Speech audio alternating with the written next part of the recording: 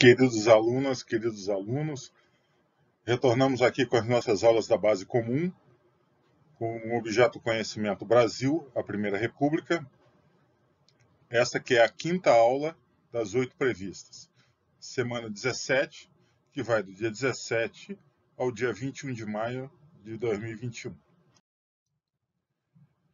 Passemos ao roteiro da aula 5. Nessa semana 17, nós teremos os seguintes conteúdos. Nesta aula 5, falaremos então sobre a República Oligárquica como empoderamento político dos grandes proprietários rurais, principalmente dos cafeicultores, que controlavam diretamente os rumos do Estado brasileiro. E na aula 6, veremos a República da Espada e suas tensões. Vejamos então a República Oligárquica como um empoderamento político dos grandes proprietários rurais, principalmente dos cafeicultores que controlavam diretamente os rumos do Estado brasileiro. Fontes de consulta para este assunto. Lembrando que a República Oligárquica se torna marcante a partir do governo do primeiro presidente civil da República Brasileira, Prudente de Moraes, e vai até o governo de Washington Luiz, último presidente da Primeira República Brasileira, da República Velha. Sugerimos a vocês esse vídeo do professor Boris Falto, renomado professor de História do Brasil, República Velha. Também sugerimos 3 livros, um do falecido historiador Hélio Silva, O Poder Militar. O segundo, Brasil, uma biografia, da antropóloga Lilian Moritz-Schwartz e de Heloísa Starling. E também a coleção da História da Civilização Brasileira, organizada por Boris Falto, que fala sobre sociedade e instituições de 1889 a 1930, da Bertrand Russell. Vejamos então a oligarquia. Vemos aqui a nossa imagem. Oligarquia, um governo de poucos. Oligarquia. Origem do termo. A palavra oligarquia vem do grego oligarquia e significa governo de poucos, formada pela palavra oligoi, que significa poucos, mais a palavra arquém, que significa governar, comandar. Introdução. A alternância do poder entre as oligarquias agrárias, o que ocorreu na Primeira República. A chamada República do Café com Leite. Predomínio, não alternância, ou seja, não um primeiro e depois o outro, de políticos dos estados de São Paulo, grande produtor de café, e Minas Gerais, grande produtor de leite. Não significa que primeiro era um paulista, depois um mineiro, depois um paulista, depois um mineiro. Não. Havia um predomínio na política de representantes de São Paulo e de representantes de Minas Gerais. Prudente de Moraes. Início dos governos civis e da chegada efetivamente ao poder da oligarquia. Por isso que colocamos aqui atrás, que com Prudente de Moraes se inaugura finalmente a predominância da oligarquia agrária na política brasileira. É um período que nós vemos uma predominância, então, desses políticos, sobretudo desses estados. Então, é marcada pela influência eleitoral e política dos grandes fazendeiros, muitos deles conhecidos como coronéis. Lembramos, mais uma vez, que não eram coronéis do Exército, eram coronéis da Guarda Nacional. Recebiam essa patente, que era a máxima patente que poderia se receber, como coronel da Guarda Nacional, não do Exército Brasileiro. Ampliemos então mais um pouco o nosso conhecimento sobre oligarquia? Então, é um governo em que o poder é exercido por um grupo restrito de pessoas, geralmente do mesmo partido, família, classe, etc., em que há predominância de um pequeno número de pessoas no poder. Então, vimos a origem etimológica do termo oligarquia, e aqui vemos mais um conceito abrangendo o entendimento desse termo. Agrário, já que falamos dos senhores de terra, de uma oligarquia agrária. Então, o que significa agrário? Relativo às terras, ao campo, à agricultura, rural, medida agrária, próprio da vida campestre, de quem se dedica a viver no campo ou sobreviver através da agricultura, por oposição ao que é urbano, agrícola. Então, vemos aqui, né, o significado de oligarquia e aqui o termo agrário.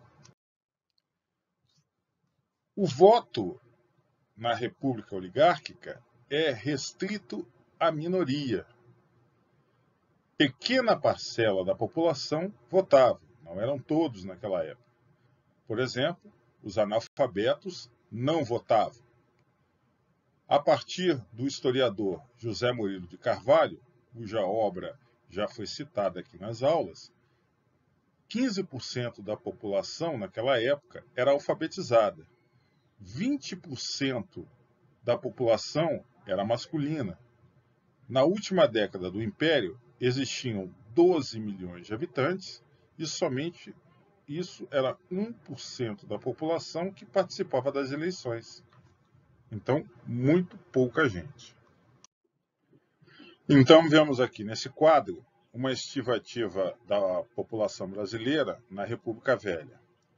No ano de 1872, segundo os autores, né, nós temos o primeiro censo realizado no Brasil.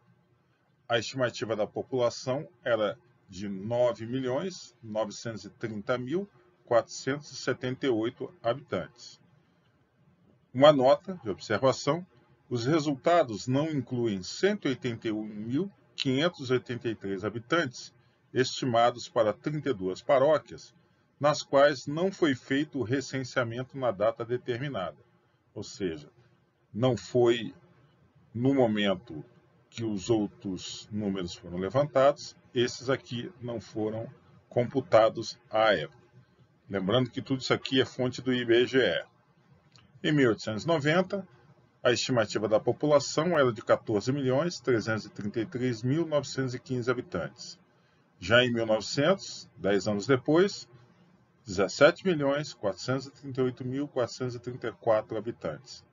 E depois de 20 anos passados, a estimativa era de 30.635.605 habitantes. Vemos então que, para as dimensões continentais do Brasil, de mais de 8 milhões de quilômetros quadrados, nós temos poucos habitantes.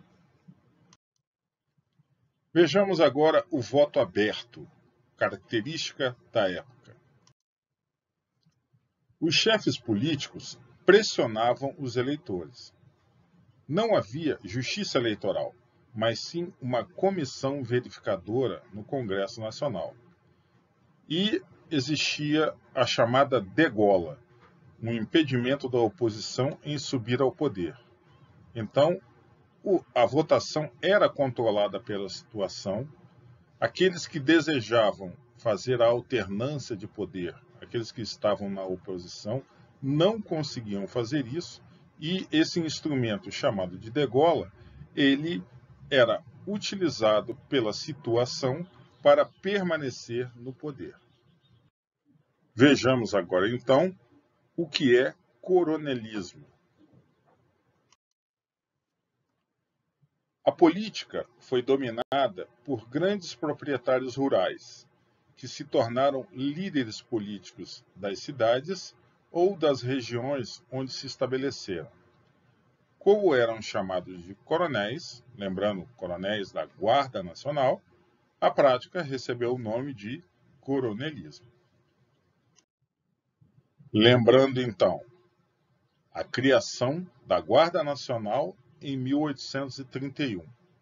Era uma milícia armada criada por iniciativa do então ministro da Justiça do Império, Padre Diogo Feijó, no período da regência, período regencial. Era comandada por aristocratas regionais que adquiriram o título de coronel. É claro que existiam outros postos, mas o comandante de cada uma dessas milícias era o coronel, o posto mais alto. Vemos à esquerda o barão Jair Uruoca, que era coronel da Guarda Nacional. E à direita, Brito e Braga, batalhão de fuzileiros da Guarda Nacional, de 1840 a 1845. Então, uniformes típicos aqui da Guarda Nacional. Lembrando que essa era uma guarda muito apreciada por Dom Pedro II, que tinha muitas restrições com relação ao exército. Ele era favorável à Guarda Nacional, que era comandada pelos seus apoiadores, os senhores de terra.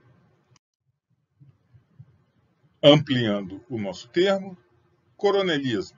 Lembrando, influência dos coronéis na política. Economia, tipo social do grande proprietário rural, de comportamento despótico e patriarcal, que, por força do consenso, comanda, dirige, lidera. Lembremos os famosos coronéis do cacau, das histórias de Jorge Amado. A sociedade rural. A maioria da população, durante a Primeira República, a chamada República Velha, morava em áreas rurais. Os salários eram muito baixos. Os trabalhadores das fazendas, portanto, dependiam muito dos proprietários rurais. Lembrando, rural, referente ao campo, que é próprio do campo ou está situado no campo, agrícola, campestre, vida rural, paisagem rural, característica de quem passa a vida no campo ou tira do campo a sua subsistência, agrícola, produtora rural, trabalhador rural. Vejamos agora o clientelismo. Então, clientelismo era o nome dado à prática dos coronéis de premiar com favores públicos o grupo de pessoas apadrinhadas que lhes demonstrava fidelidade política.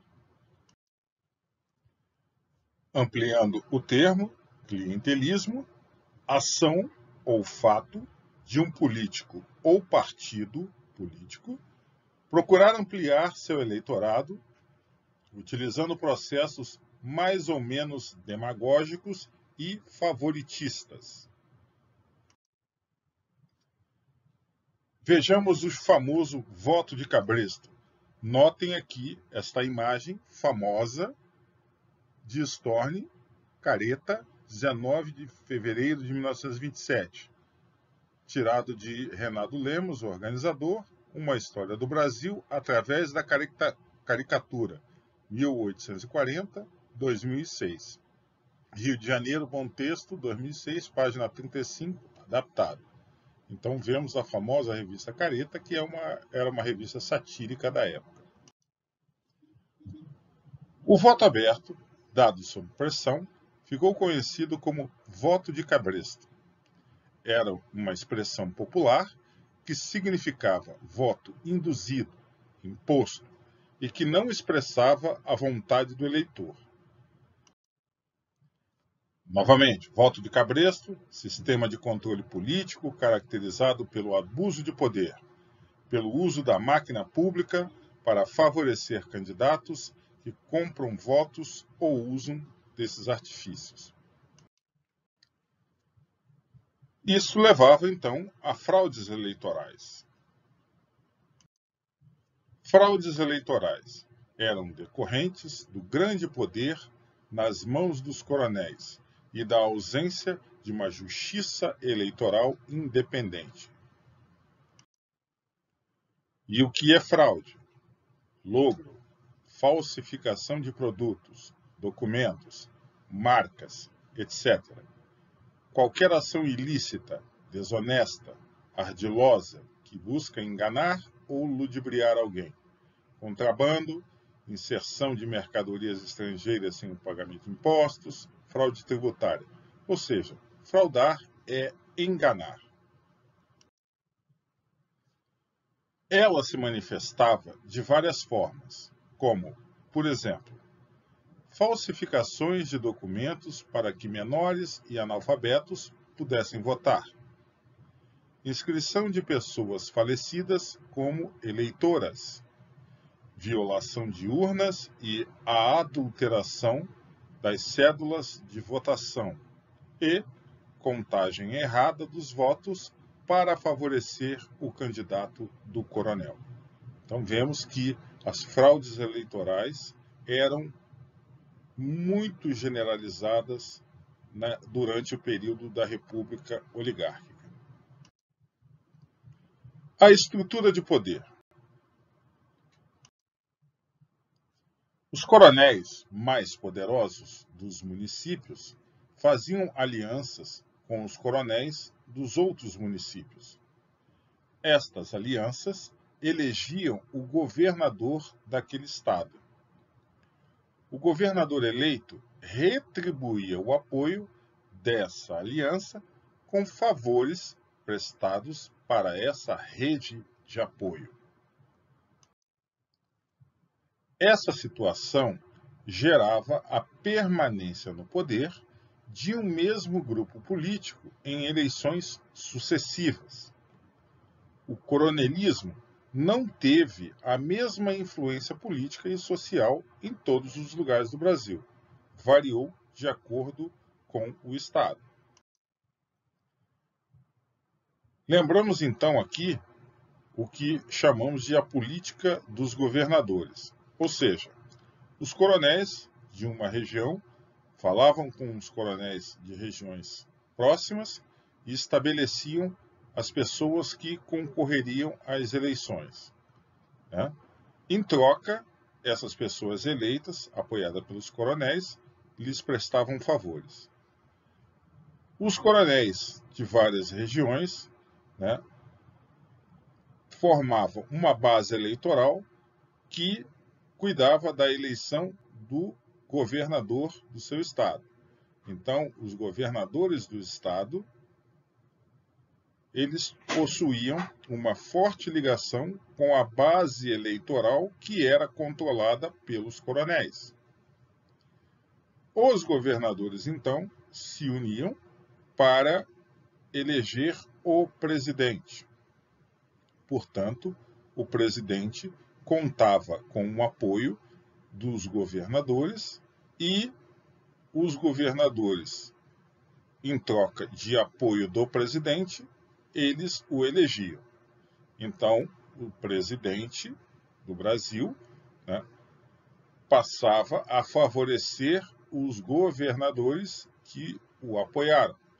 Como os governadores eram apoiados por uma rede de coronéis do seu estado, essa troca de favores nesses três níveis, o municipal dos coronéis, o estadual dos governadores e o federal do presidente da República, estabelecia os laços que moldaram a República Velha, a política dos governadores. Política do café com leite. São Paulo e Minas Gerais lideravam a política dos governadores. Eram os estados que possuíam maior expressão política. O Partido Republicano Paulista, o PRP, em São Paulo, encabeçava os políticos desse estado, e o Partido Republicano Mineiro, o PRM, encabeçava os políticos do estado de Minas Gerais. O estabelecimento de coligações com proprietários rurais dos demais estados faziam com que essa rede de alianças ultrapassasse os limites do estado e formasse um grande colchão de proteção a esse sistema de alianças. São Paulo e Minas Gerais eram os estados que possuíam as maiores populações do país. Portanto, possuíam as maiores bancadas, ou seja, as mais numerosas da Câmara dos Deputados. Vemos aqui, então, um outro esquema, onde nós vemos aqui na base os coronéis. E aqui nós vemos o poder municipal, o coronelismo, ou seja, alianças entre os coronéis de uma região com os coronéis da outra região. E nessa união se fortalecia uma base eleitoral. Esses coronéis favoreciam os votos de governadores do estado. Então, o governador do estado possuía como base política os coronéis. Então, em troca dos votos fornecidos pelos coronéis, os votos de cabresto, eles, por intermédio de verbas e benefícios, favoreciam os coronéis. E assim, os governadores de estado, por intermédio de votos, eles favoreciam um presidente, ou seja, o governo federal. E o governo federal, em troca desse apoio político embasado nos governadores dos estados que ajudaram na sua eleição, ele devolvia isso como apoio político e financeiro. Os governadores de estado, possuíam poder estadual, por intermédio da chamada política dos governadores, e o poder federal se apoiava na política do café com leite, ou seja, apoio do PRP, o Partido Republicano Paulista, e do PRM, o Partido Republicano Mineiro. Então, assim, nesse esquema, nós mostramos o poder das oligarquias agrárias durante a Primeira República, a chamada República Velha. Fechando a nossa aula, vejamos então agora um vídeo sobre o assunto que tratamos.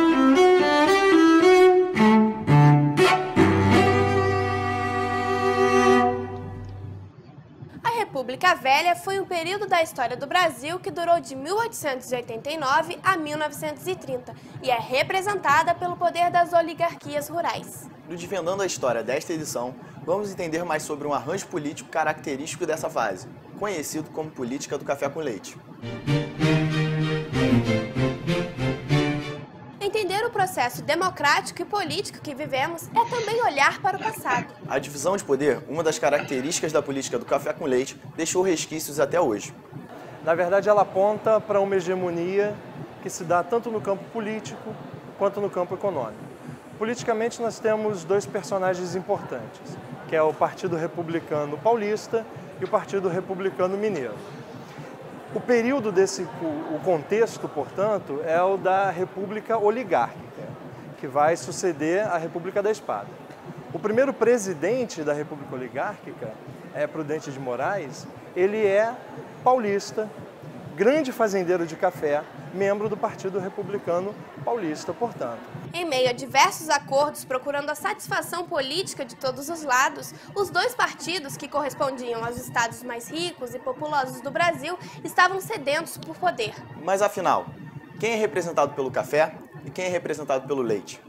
Ela é conduzida também pelos interesses econômicos. Chama-se política do café com leite porque nesse período essas oligarquias representavam seus respectivos estados. Então, São Paulo com café e Minas Gerais, grandes pecuaristas do Brasil naquele momento, com o leite. Em meio à hegemonia de São Paulo e Minas Gerais, que se alternavam na presidência, nasceu a relação de poder. O presidente se apoiava nos governadores, que se apoiavam nos poderes locais para garantir os votos do povo. Essa política, ela se sustenta como numa estrutura piramidal.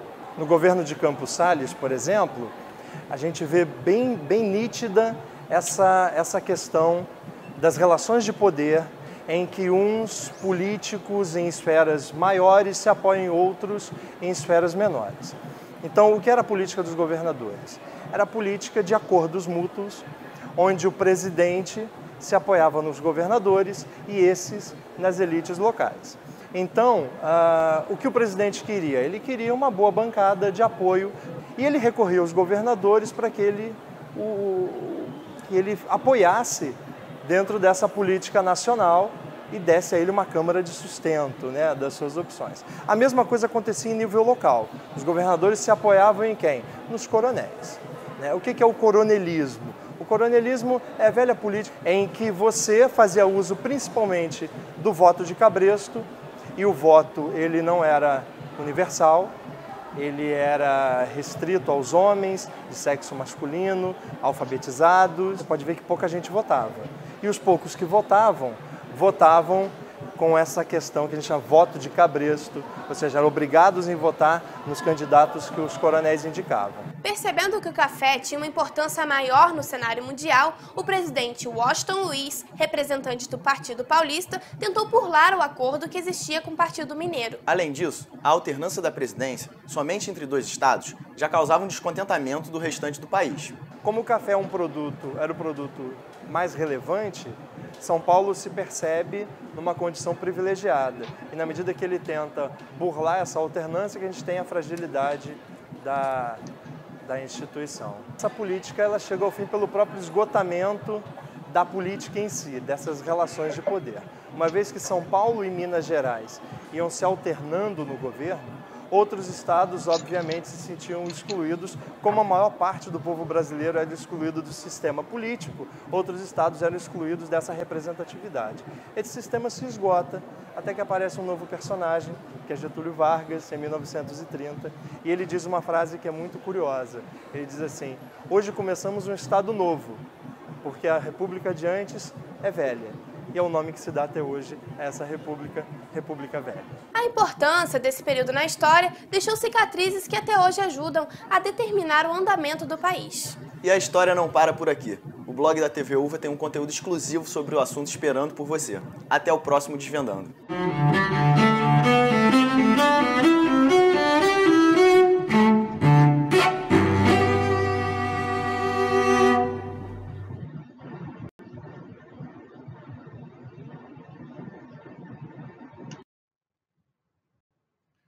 São Paulo era o primeiro estado na produção de café, Minas Gerais na produção de leite e era segundo na produção do café. Esses fatos, então, deram origem à expressão café com leite, já comentada por nós aqui também. Passemos, então, aqui à nossa conclusão.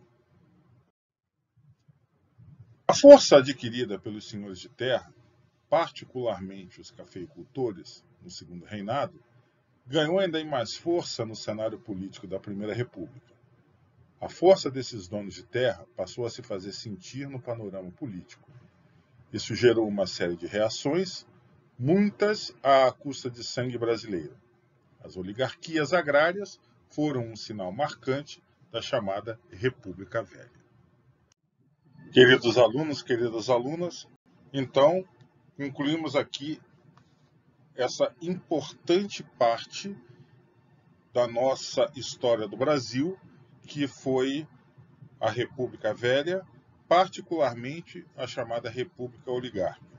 Espero que tenham compreendido esses conceitos que fundamentaram esse período da nossa história, com o governo de Prudente de Moraes iniciando isso, e particularmente o governo de Campos Salles, até o final desse período no governo de Washington Luiz. Aguardamos vocês, então, na nossa próxima aula. Muito obrigado, estudem, e se por acaso tiverem alguma dúvida, utilizem o fórum desse objeto do conhecimento que está postado no ambiente virtual de aprendizagem.